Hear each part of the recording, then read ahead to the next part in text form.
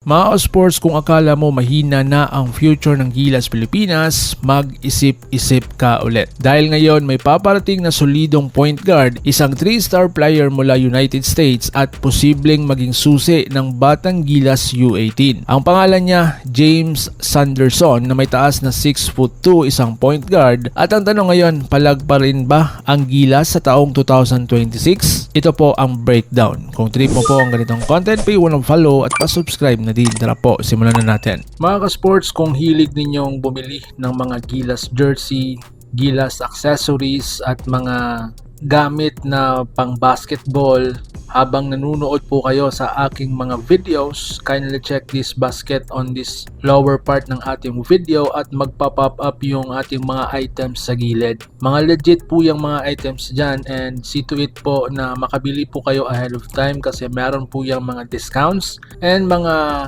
promos depende po sa seller. And also, kunting suporta din as a content creator po. Salamat!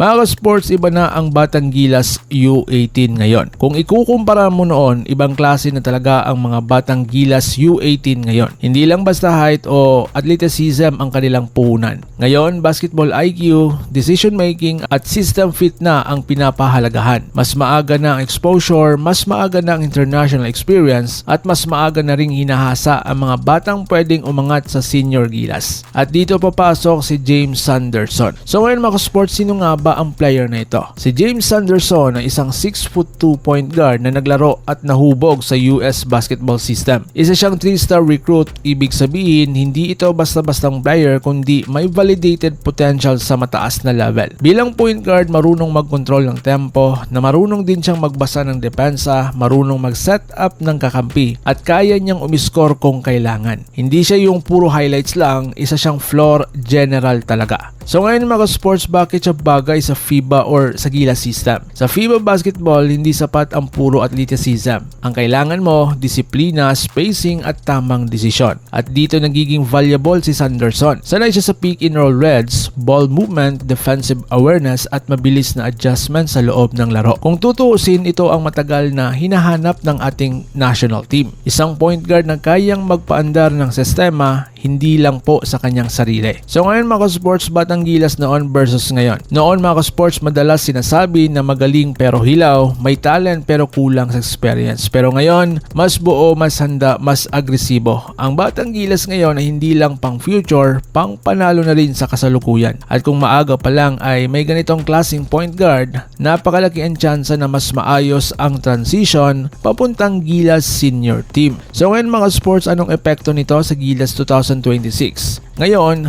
palakas na ng palakas ang bansang Japan, Australia, New Zealand, Korea at China. Kailangan na ng Gilas ng long-term solution, hindi band-aid fix lang. Kung magtuloy-tuloy ang development ng mga batang tulad nila Sanderson, posible sa 2026, may mga mas steady na po tayo sa backcourt, mas organized na offense at mas kumpiyansang Gilas Pilipinas. Hindi man agad superstar pero panalo pa rin sa sistema. Mga ka-sports, palag pa rin ba ang Gilas? Sagot, oo, kung tuloy-tuloy pa rin mga ka-sports ang ganitong klaseng recruitment at development. Hindi isang player ang sagot, pero ang mga player na tulad nila James Sanderson ang nagsisilbing foundation ng future Gilas. Ikaw mga ka-sports, sa tingin mo, si James Sanderson ba ang klase ng point guard na kailangan ng Gilas this year? I-comment mo lang sa baba ang iyong opinion at babasahin ko yan. Huwag kalimutang mag-like, mag-subscribe at i-share ang video nito para sa lahat ng Gilas fans. Ito ang The Breakdown. Salamat sa panunood. Laban Pilipinas puso. So paano? Ingat po kayo.